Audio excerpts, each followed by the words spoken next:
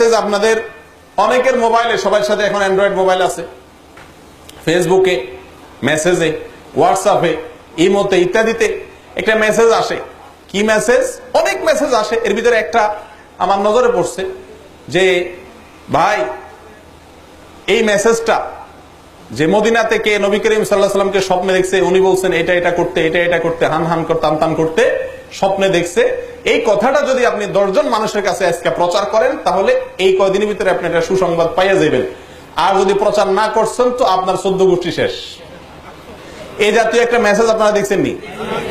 আচ্ছা, মিথ্যা, ইসলামের নামে মিথ্যা এবং ভুয়া একটা জিনিস প্রচার করছে। আমি অনেক ভালো ভালো মানুষ জানতাম, ভালো ধারণা ছিল, অনলাইনে পরিচয়, এরকম মানুষকেও দেখি এই মেসেজ পাঠায়।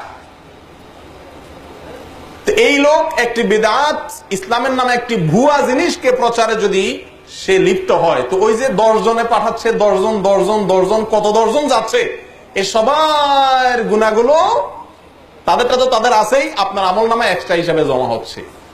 আল্লাহ তাআলা আমাদেরকে হেফাজত করে।